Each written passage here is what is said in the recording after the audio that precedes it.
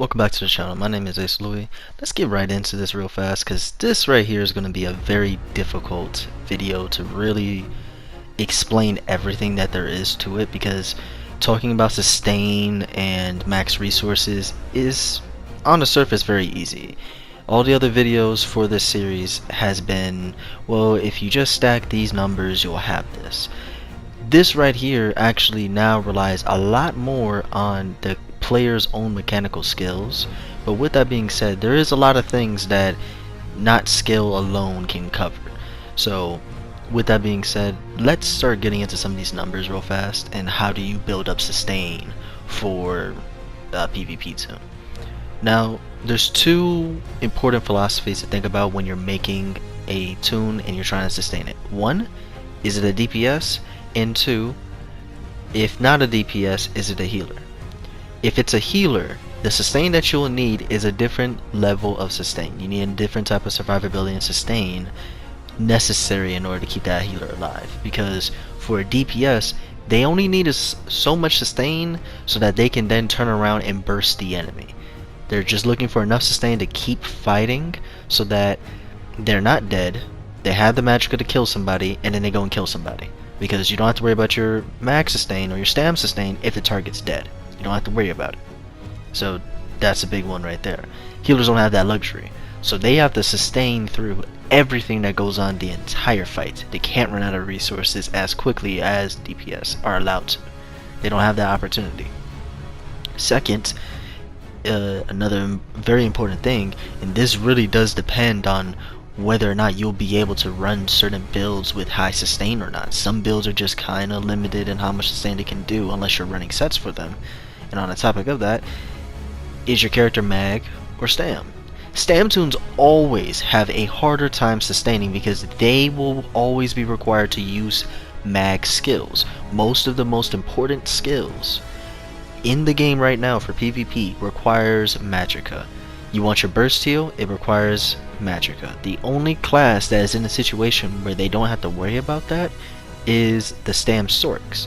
And stam sorks right now don't have the best healing.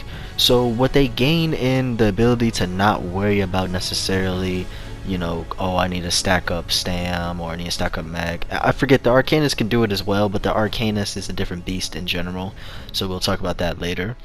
But in particular, you know, when it comes down to the stam sork, they're really the only class that most people will have access to that is able to just use a stam skill for the major resolve, a stam skill for the major brutality, and then finally a stam skill for like their heal. Like your burst heal is stam. Nobody else really has access to that. Yes, you can have access to rally, but everybody has access to rally, even mag tunes. So that's not special. But saying that, oh, dark conversion or dark deal, I forget which version of the morph it is, but they're able to use that as their stam heal. But getting deeper into these numbers now, the last thing you have to think about is what class you are, because certain classes fall into certain type of stereotypes, and those stereotypes are actually somewhat based in reality. They're typically showcasing a lower level of PvP, as in, for instance, a good way to explain stereotypes would be, if you're a Nightblade, you have to be squishy. You know, a Nightblade, they have a sustain issue, they're only really good for ganking. If you don't know what you're doing, yeah, Nightblades only gank. But in reality, Nightblades can have some of the most broken sustain, damage, everything that you need. They are some of the most stat heavy and stat padded class you could run in the game. If you want a buff and you've been looking for it on a certain class, it probably has it. I'm not joking. The Nightblades have nearly every unique buff in the game that isn't somewhat tied to a class. Like, they don't have minor prophecy because that's tied to the sorceress. They don't have minor evasion. They don't have minor brutality. They don't have minor sorcery. But if you're looking for damn near any other buff in the game, if you're looking for any other major or minor buff, it most likely has access to it in some shape or form. With that being said, the most important thing to generalize a build is, one, is your mag or stam. If you're mag, first thing you need to do is obviously get your magicka up, but you need to have a decent amount of stamina just to make sure that you're not running out of resources. So what is a number that is really good for magic attunes. Typically, you want to have somewhere around 24,000 all the way up to about 30k mag. If you're a mag sort, you're allowed to go over 30k mag because it makes sense if you're doing like the max magica stacking builds. I don't believe they're the best, but they still work if you're trying to do an old school mag sort build like that. They can still work that way. Just don't go past 40. You know, honestly, I say don't go past like 36, 35k mag, because you could just put more resources into your health to make sure that you don't die. And that'll be another thing we have to talk about too in this video, so make sure you grab some popcorn because it's going to be a lot. With that being said, you're going to have that much mag, and then it all depends on next the cost of your skills. Most skills in the game, typically when you don't have any extra bonuses to them, are going to cost somewhere from 3.3 all the way up to 4.2k mag. And if you're a vampire, this will be increased by another, I believe, 8%. So that is somewhat costly to be running around having skills to cost that much. However, the nice benefit of this is the fact that, well, not all classes have extremely cost like have high cost skills. Now, most of them do. In fact, basically all of them, they cost a fair bit amount, but they have certain bonuses that give them sustain. For instance, Arcanist, Wardens, and Blades all have a passive that at some point allows them to have mag and stam recovery up to 12% for the Wardens, 15% for the Nightblades, and 18% for the Arcanist. Then, the Arcanists, they are a special breed. They have access to another skill line for their passives. For every skill that you slot from Soldier of Apocrypha, it will grant you 129 mag and stam recovery. This then stacks with the 18% that stays on you at all times. So just for existing, you're able to get a fair bit amounts of mag and stam recovery by just slotting one of those skills on your front bar, potentially two, depending on how your setup is. This allows you to have a lot of mag and stam recovery without necessarily having to run a sets for recovery. This will actually help you out a lot later because certain classes that I'm going to be talking about really do feel like they need to have some type of sustain. And this is coming from me. I'm a pretty high level PvP player. I won't say I'm the best, but at the same time though, the class that I'm referring to that I feel like it needs to have sustain is not the DK. It's not the DK that needs to run a sustain stat. DKs can not run a sustain stat, and I can talk about that later. It's the Wardens, but we'll talk about that later. When it comes down to them, they have insane recovery. The Wardens, not the Wardens, the Arcanists and the Nightblades, they have a lot of sustain. What makes the Nightblades have really good sustain is that they have skills that recover magicka and stamina to them. For instance, if you have Incap slotted just on your bar, you will gain access to Reeve. Every time that you do a light or a heavy attack, you're going to restore 100 mag and stamina. Now that's not a lot, but if you combo that with, say, a skill like siphoning attacks, this now makes it so that whenever you do a light attack or a heavy attack, you're going to restore another 100 mag back. If you use the Leashing Strikes version, which is just stamina version, you get your stamina back. This helps you out a lot because now basically every time you light attack, 200 mag on top of whatever your recovery is. And seeing as we've already agreed that you can get to 15% immediately for being a Nightblade, all you need to do at that point is stack a little bit more percentages. Now, you don't have to go with this insane percentage stacking like we was doing with the damage done and the healing. However, all you need to know is you're looking for minor intellect, and then on top of that, you're also then looking for a major intellect. Major intellects come in through potions, so you don't have to worry about running a set or anything for the major intellect. So at that point, how do you get minor intellect? Well, Blades have access to Refreshing Path, and so do the Arcanists. It's not a Refreshing Path, but they got access to, I think it's like Arcanist Domain. Both these skills grant you minor intellect and minor endurance. So that means that you're getting access to another 15% mag and stam recovery. Combo that with the major intellect and the major endurance respectively, now you're sitting at a total of 45%. Include the class passives, now you're sitting at 60 and 63% respectively. That's a lot of increase to your mag and stam recovery, and then you can still walk into Cyrodiil and get another 20% for just taking a resource, leaving you at an insane 80 and 83 respectively for a percentage increase to your recovery. So if you really want to put that in perspective, if you have 1000 mag recovery, you're nearly at 100%, you're basically getting another 800 mag and stam recovery if you're at 1000 each. That's a lot. But it gets even crazier because say you had nearly 2000 before this kicked in. Say you just got to that number because you only fuck with 2000 mag and stam recovery no matter what. You just increased it to nearly 4000 mag and stam recovery. So that's a lot to really put into perspective.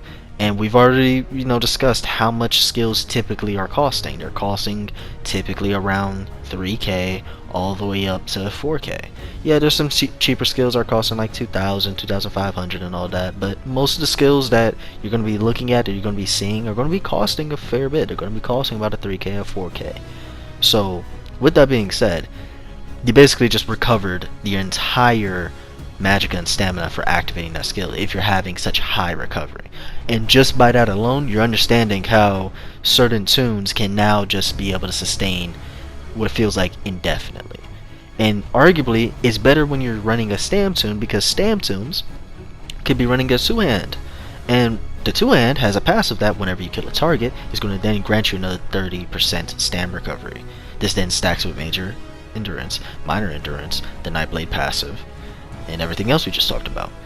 So you can easily definitely get over 100% increase to that stam recovery. Getting it over with the mag recovery won't be as easy, but you are at 80% in Cyrodiil, so what's the point of worrying about it? Hell, outside of Cyrodiil, you're basically at 100%, you don't have to worry about it.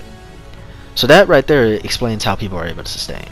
The second part will then be going over, well, that's how you do the high recovery stat sheet.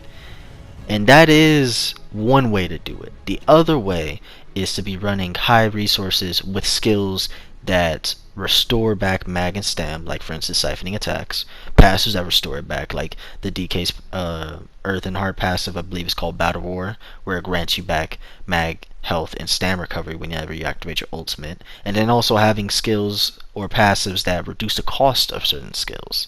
So Templars have a passive that reduces the cost of their skills. You can be an Imperial that then reduce another part of the cost for your skills. When you're running light armor and medium armor, they reduce mag and stam costs respectively for each other. So this makes it where you're now starting to really reduce the cost of certain skills, making it very easy for you to just be able to sustain it.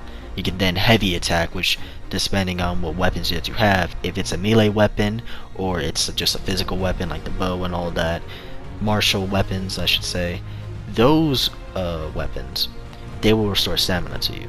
However, all the staffs will then restore back magicka. So if you're in a position where you have a fair bit amount of cost reduction and you have a fair bit amount of high resources, you can just be running a setup where you're having say 30k stam, 30k mag, say 32, 33k health, and the way that you're going to sustain yourself is my skills cost very little, or they reduce the cost of them significantly. And then on top of that, by me reducing the cost of these skills, I have a passive that restores back my resources whenever I perform a certain action. For instance, if you're on a DK, you can do something like that. Now, is it the best thing to be doing?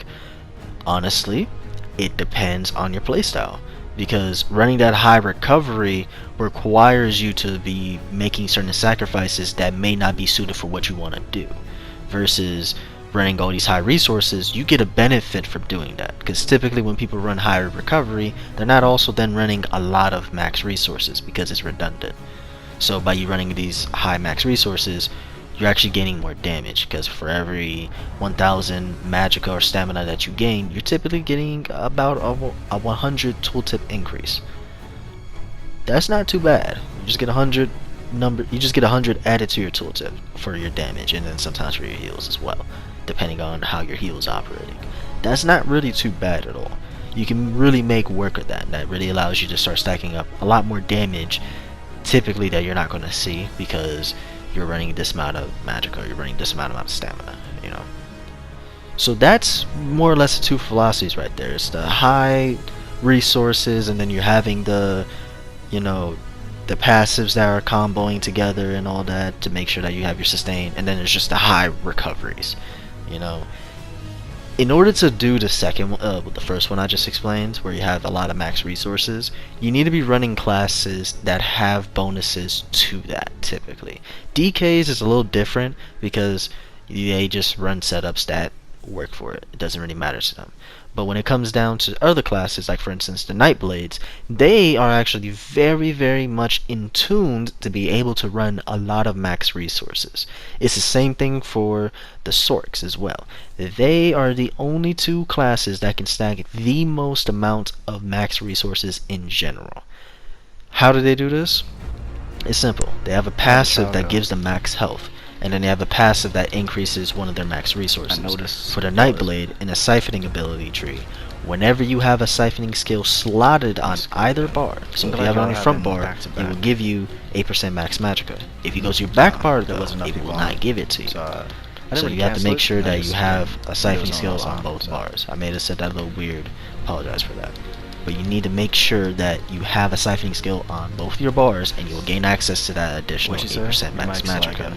Now, for the sorcerers, how their max resources work is they have a passive that also increases their max health, and then as well they have a skill called Bound Armament / Bound Angus that whenever it's slotted on either bar will grant you max magicka and max stamina respectively. If it's Angus, you're getting the magicka. If it's armaments, you're gaining the stamina. I probably could have asked so it depends on which one you want to do. Yeah, that's why I got them a little mixed up, because what's his name? they do that. And then as well, by you having that skill slot, it's also going to give you 8% max health on either bar, because the skill is active at all times.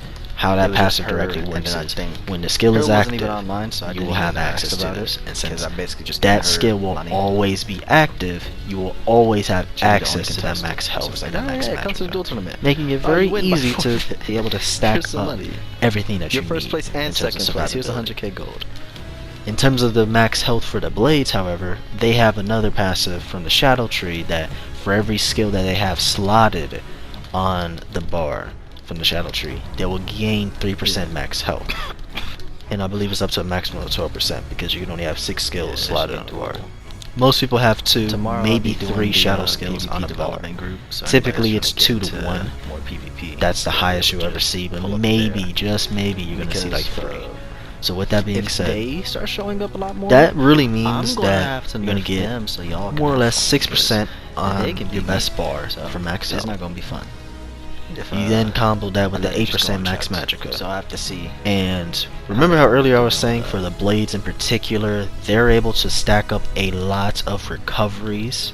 I want to make sure. Yeah, this is where the builds start getting a little interesting, because the stereotype that blades are squishy partly stems from the fact that it's hard for them to sustain, because if your stam and stam for a long time was the better version of the Nightblades. It's only been about a year and a half since that's been changed. A lot faster. Back when stam used to be a lot better, it was hard for a lot of stam tunes to sustain a mag. Now, with sets like Retro Vitality out and all that, it's not needed. It's very easy to sustain your mag. But in this scenario, if you're a mag tune, you can have access to all this additional max health, all this additional max magicka, and then on top of that, while you're stacking all these max resources, you're now in this position where it's like, okay, let me get all this recovery now. So now you're mixing both of the philosophies together to have this ability to really sustain in places that you really shouldn't. And now you're in this position where you can ask yourself, how much sustain do you really need? You know, because you can really play it where you're just at the bare minimum. I have a build that I'll be releasing shortly, and you can be able to see it in the video. You're probably seeing it right now, where it's a mag blade, that makes sense, and it has 40k plus health. And depending on whether or not we're in Cyrodiil, I can sit at 46, or I could be sitting at like 44 or 43, whatever it is in the video. Max health, but then I'm still pushing 24k mag without death dealers. With death dealers, I'm pushing 26, 27. Stamina's in 23, 24. In a situation like that, while still having access to a fair bit amount of mag recovery, because I'm still able to get the 15% for just existing, the 15% from refreshing, drink a potion, get another 30%, That's already 60% increase. I'm a Khajiit that gives me 100 mag, stam, and health recovery, and the most important things to worry about right now in this scenario for PvP is mag and stam recovery. The reason why we don't talk about health recovery is because health recovery has been nerfed to shit in PvP, and most of the time you're a vampire that is then getting nerfed again, reducing it, so you don't worry about health recovery. Forgot to mention that a little bit earlier. But again, get the mag, you got the stam, you got all this shit together on your blade, and then you have all this health, and then you have all this resources. So now people are looking at you and they see it as very daunting to even want to fight you, because first they have to think, how the fuck am I going to sustain against a DPS that has this much health? Now they're hoping that you suck, because a lot of people that have this type of health and their DPS suck.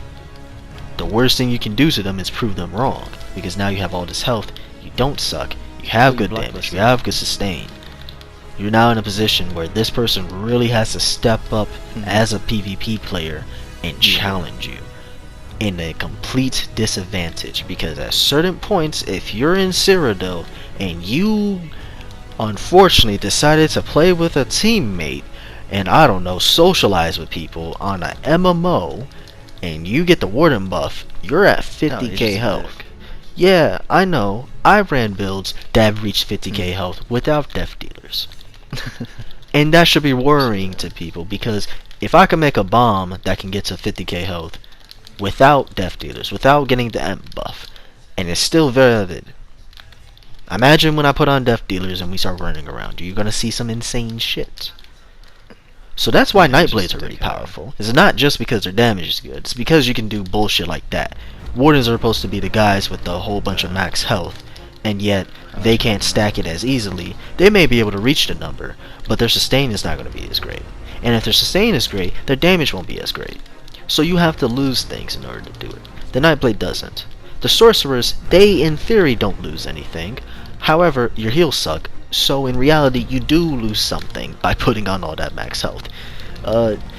You lose the... well, you don't really lose too much actually, but you suck because you're a Sorc. That's really what it is at endgame level for PvP. What class are you? I'm a Sorc. Why? Are you in a group? No. Why you hate yourself? What do you mean? You can't heal yourself. That's what it boils down to. I know. Just run the bird, but your bird dies, you die anyway. So it's an L. It's an L no matter what you do. Now the question would be like, okay, for other classes, because I've really been going over the Sorcs, I've really been over the Arcanists, and I've really been over the Blades. How do the other classes fare in this regard? How do they sustain themselves? Well, Templars do have that passive that reduces the cost of their skills, so that helps them out. And then they have a skill that restores magicka or stamina depending on which one it is, and that's their major resolve skills, their ring, little focus, restoring focus or channeling focus. You either get mag or stam back. And then they have a skill that I believe is like it's other version of repentance, or they made a, I believe they buff repentance so that it has it at all times. Is his name Billy But Kemper? that skill in particular is really nice because it gives you minor intellect and minor endurance. So you just have that sustain no matter what. That's really great because now you can kind of do something that the Blades were doing. However, you don't have any passive at all that increases your max health or your max magicka. You just have cost reduction. So now you have to play it a little bit more differently. You have to be a little bit more reasonable in terms of your resources. So that's why you don't see Templars going past 40k typically. They're normally stuck around 35 to 36k. And that is a thing when it comes down to certain classes. If they don't have a passive that increases their max health, they typically are going to cap at 35 to 36k health for the DPS. That's probably the highest you ever see. Wardens are allowed to go higher because they have minor toughness. Blades are allowed to go higher because of what we just discussed with the max magicka, max health. Sorcs are allowed to go higher because of the max health, max magicka. I've seen Necros get a little bit higher because they have a passive that increases their max health. However, it is not a percentage, it is a pure number. And sometimes that's okay, because when you're making builds that aren't stacking as much percentages and or they don't have as much max health to begin with, having a number like 1000 being added to you is sometimes better. But when you get into the realm where you're pushing, you know, 30k plus easily. Like without Yeah, food, you're past that level. It was just weird. 'Cause Yeah, she it's made better a to have lot that of percentage because that statements when I percentage will asked actually about start them, carrying she you a just, lot like, more further didn't down have the in the answers. future. That would give And you it a was lot just like, more how would max they health. know? And then Like, eventually, depending on how you do I it, don't you know. If also I go get to more a new max health. country, Now, don't fret. There is still, Yeah. at all times, things that increase your max health and your max resources. Like, for instance, the Undaunted passives. If you have One Piece Light Armor, Heavy, and Medium on, you will get additional 6% to all your max resources. And this is for any class. And then as well, if you're running Heavy Armor, for every one piece of Heavy Armor that you have on, you get an additional 2% increase to your max magica, up to a maximum of 14%. I typically don't go past 4 pieces of Heavy Armor, aka 8% increase to my max health, and that's typically the only reason why I run Heavy Armor. I know, I don't run armor, oh my resistance is low, I have 40 plus K health on my blade, it's my main tune. I literally just eat 20Ks for breakfast, and most people don't even hit people for 20K. So you really have to be hitting me hard as fuck just for me to feel it, and most people can't do that. So against a majority of players, solo, you can barely do any damage to me, I'm alright. I'm alright, I'll just have that 40K health. Oh no, you hit me for a 9K. That does not mean shit to me. I have hots, I'm gonna keep fighting. Because I can hit you for the same type of number, and you gotta respect it way more than I gotta respect it. Shit. With that being said though, getting back on topic, it still does end up boiling down to a very simple question though at this point, because we really went over most of the passives in the game that really talk about your max health, that talks about your max resources and all that. The question that matters the most now, after you learned more or less everything you need to know about a majority of the classes and the passives and how they work, is what do you want to do? And what do you think you are actually capable of doing? Because you got to be honest with yourself. If you feel like you suck at this game and you know you're not trying to do all this bar swap and use these skills and do all this heavy attack stuff, yeah, you're gonna have to do an Okenso 1-bar build, and you're probably gonna die a lot no matter what you do in terms of sustain. You still want to have sustain, you still want to have access to it, but until your thumbs catch up to your build, that will happen a lot. A lot of people actually don't have bad sustain in ESO. They may not have the right skills on, they may not have the right everything that they need for their build, but they don't really have absolutely terrible sustain, because a lot of people's builds, as they get better and as they get into the medium of what an average PvP player does in ESO, you was talking their about sustain that. isn't the worst. They could probably sustain a lot more than they think they could, but they don't have the mechanical skill in order to do it. You know, and a lot of builds, just because of how this game is situated, is able to do that. They're able to have a fair bit amount of sustain just because my class allows it. But that does lead into the next part, and that is build philosophy.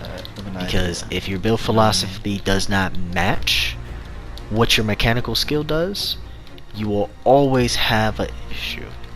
If your build philosophy is, I'm gonna put on a really weak, simple, beginner set PvP, like you're just running complete beginner stuff just to get just to get into PvP, but you're a lot more mechanically skilled, then you're gonna have an issue, because you're gonna be trying to pump out more damage than you really are able to do, and it's going to affect your sustain, because as you're trying to push more damage, you end up killing yourself because you forgot to heal, or you forgot to do this, or you forgot to do that, or you're just taking too much damage and you have to constantly be on the back line. There we go. And you're not able to push people off of you because either A, you're a healer, or B, your DPS isn't strong enough to make that person respect what you're doing. You're not putting any fear in their heart, they don't have to respect the damage you do, they just keep pushing. Or you have a build that's too complicated for you. You're just not capable of doing it. Mechanically wise, you are too low. There's a skill floor for a reason for certain builds. You are not at the floor, you cannot operate the build. You're gonna have a tough time trying it. You can get to the level where you can do it by just running the build, but it'll be very difficult for you, and you'll feel discouraged, and then you'll be in this weird position where it's better for you to go to a arguably, or oftentimes, a completely worse build, but you can operate it so that it's better for you, but it is worse. Sounds a little weird, but if you understand how this game works and how like mechanics work and all that for this game, then it isn't too surprising that certain builds are just not meant for certain people because they can't sustain it. They can't. It doesn't matter how much damage it does, it doesn't matter how much healing it does, it doesn't matter how tanky it is.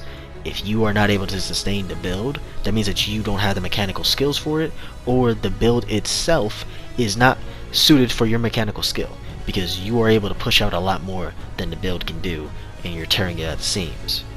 And typically, you don't see that often. A good player will make a build work no matter what, because it's not hard to make most builds work in this game. As long as you have certain passives and certain skills, you can kind of just go into Cyrodiil Battlegrounds or Imperial City and beat up on most people, because you have the mechanical skill and you know the know-how in order to beat people. And if you want to get the know-how, hey, watch the other two videos I posted in this playlist. With that being said, that is really it when it comes to sustain. I don't think there's much else I can go into that doesn't then bleed into other things, because a part of your sustain and your survivability for, you know, being able to live is, well, I said it earlier, part of your sustain is your survivability. You kind of can't sustain certain health. Like, you can't sustain 18k most of the time, because most people will be able to kill you with 18k health. Doesn't matter how good or bad their DPS is, most people can cut through 18k health. There are skills that can hit for 18k, so you don't want to run that much, that little health. But at the same time, though, you don't want to run like 75k health without, you know, doing something crazy. I've seen tanks run 75k health, and it's like, I don't know how the fuck you sustain that in PvP. But most of the time when it comes to tanks, all they do is hold blocks, so it's a little bit easier for them, you know. And at the end of the day, there is stuff like that to consider.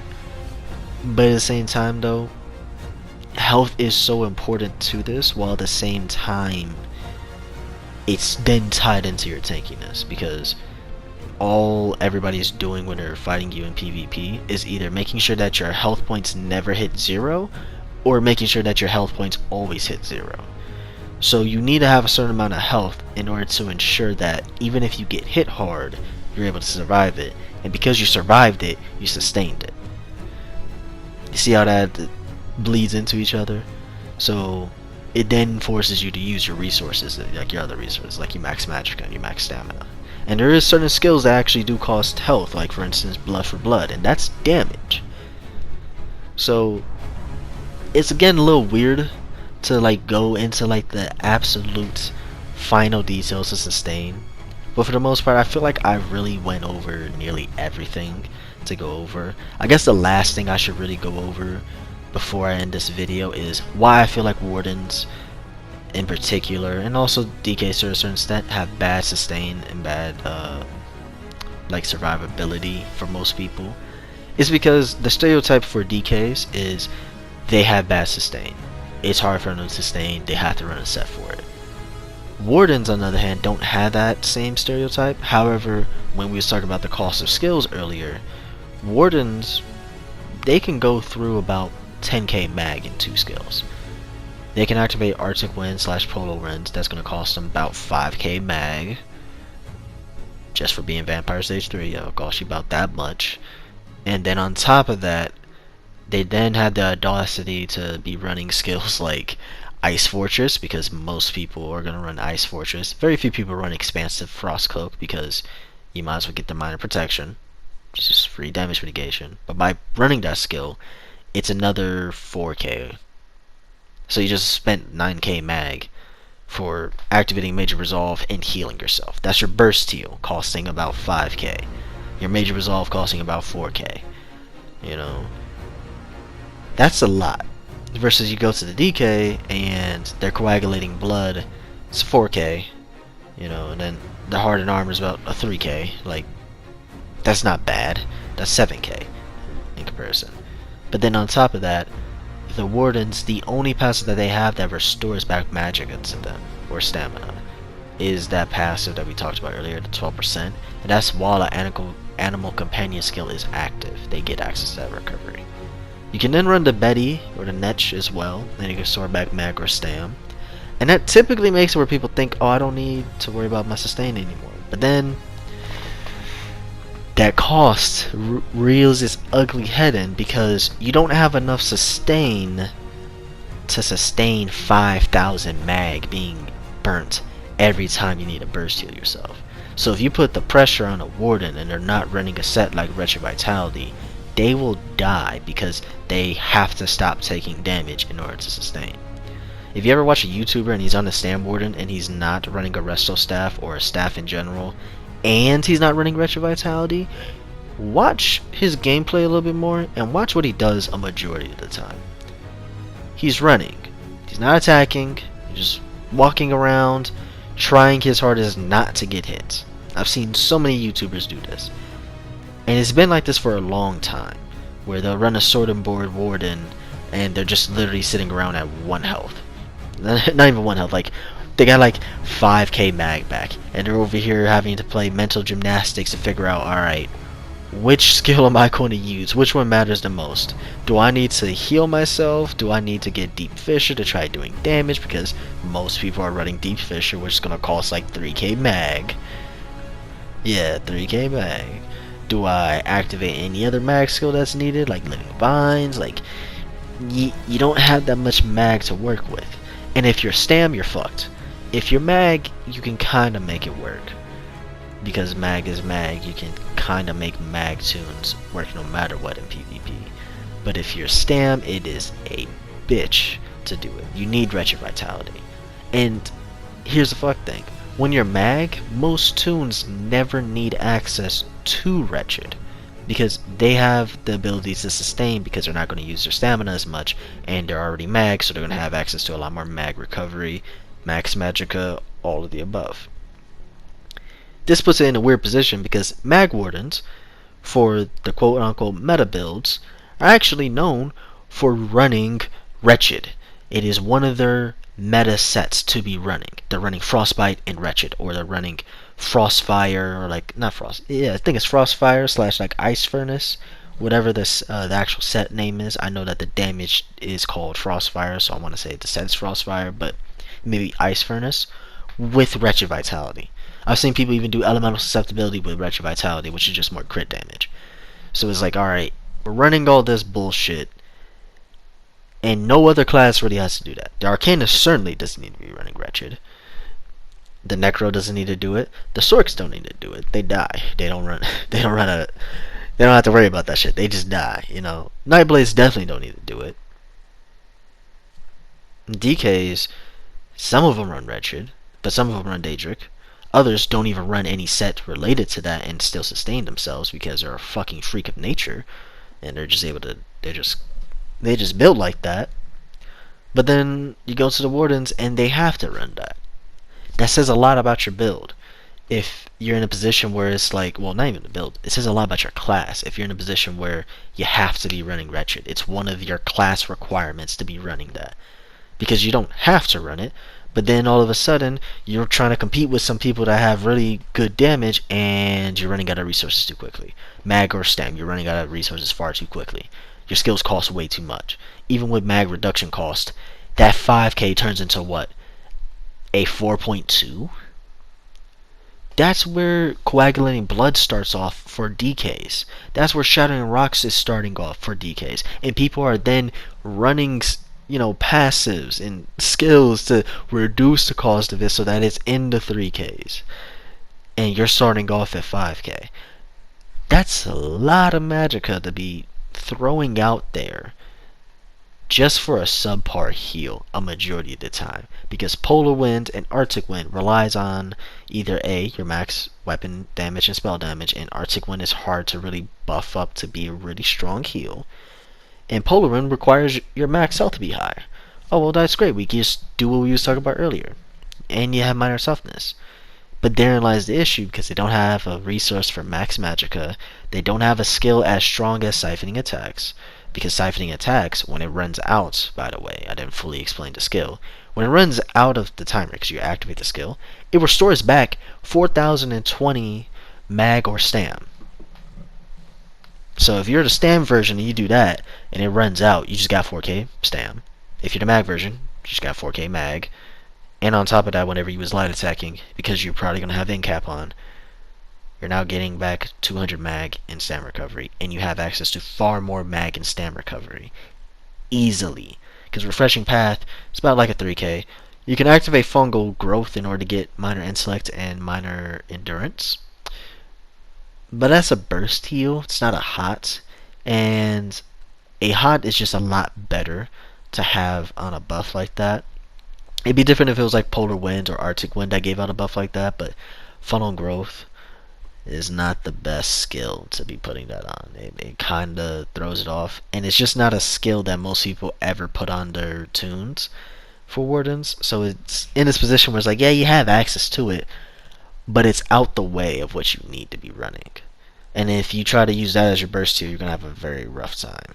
That's not a burst heal. That is a supplementary heal. That's the best way to describe it. It's like hasty prayer. I don't know many people that run hasty prayer because the heal's amazing. I think they really run it because you get minor intellect. Not minor intellect, you get minor expedition. It's the same thing here. You're running that skill to get access to that recovery. So yeah, hard to sustain them. DKs, they're somewhat hard, but compared to the Warden, it's not so much because you don't have to run a set to do it. I haven't really seen a Warden not run Wretched Vitality and be able to trade blows with the best of them. You know. And lastly, the only thing I have to say at this point is, again, for your sustain, just be honest with yourself. Don't try to, lie to yourself because it's just weird. Don't grab one of my builds or grab anybody's build or make your own build and just not be honest to yourself about what your sustain is. Just be honest. Oh, like, saying this wrong. Be honest about your skill level and how well you can actually sustain yourself. Because if you just suck, it's okay. Get a build that complements what you're good at and then also hides what you're bad at. If you suck at sustaining yourself, run a set like that. Do something like that. Sometimes running a set that heals you is better than running a set that gives you some type of sustain. Because now you don't have to activate your heal. You can just keep attacking. Is it the best thing? No. But it helps you get into PvP and really start pushing more PvP content. Getting into harder versions of it. That's better than nothing. Try heavy attacking a little bit more. Try paying attention to what class you're on and what passive it has access to. Play to these classes' strength. If you understand that you're on a DK and you need to look for sustain, then run races that give you some type of sustain. Alright? Even Khajiits give you sustain because it gives you 100 mag and stam recovery. That's not bad. And it also gives you tri-stats, so that's really great. But then another thing you could be running is you could be running the Imperials. You could be running the Brens. They reduce the cost of your mag or all your skills, depending on which class you are. If you're the Bren, it's mag. If it's Imperial, it's all your cost, and that one's 8%, while the Bren is 6%. So it's like you can do things to make sure that you have sustain. And once you fully understand how to be making builds, and hopefully, this basically hour-long video is really helping you out in understanding how you do this, because you get to watch this video, watch the heal, watch the damage. You are basically right there in terms of making a build, because now you can look at your class and figure out a majority of the issues that plagues PvP players. This right here is the thing that stops good players and bad players. You understand how to sustain yourself a lot better. You understand how to get your damage up high, and you understand how to do your crit healing and your healing done just in general. You know how to get all that high. And most of this stuff is passive. You don't have to run sets to get this. Yeah, if you run sets that play into this, it really helps you out. But at the same time, you was never forced to be running a certain set in order to be reaching some of these numbers. I definitely have listed out sets before in videos, going over like, oh yeah, this can help you out, and you can get this, you can get that. I'm pretty sure I said it with Black Rose Prison, because by you running that, you get another 6% damage done.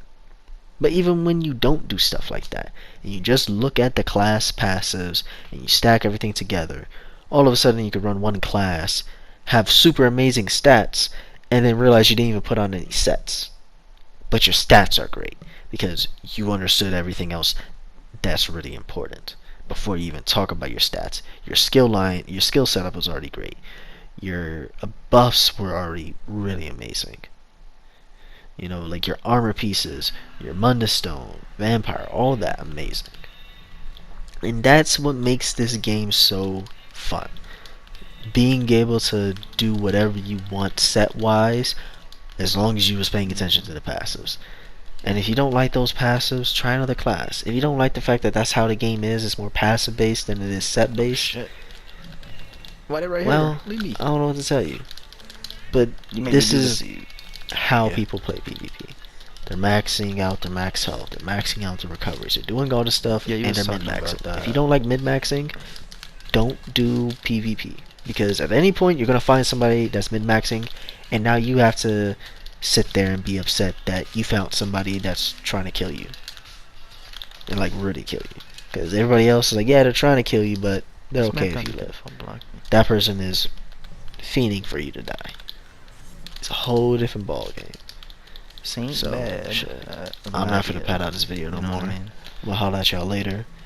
Next video we'll be going over resistance and crit resistance. It won't be as long as this one. It'll probably be like 10 minutes if that. It's very easy to go over that. You know, and while I'm at it, I'll probably throw in damage mitigation in general. Just talk about how that works. So pull out your calculators, because that one's gonna be a bitch to make. Anyhow, talk to you later. Peace. Ain't bad.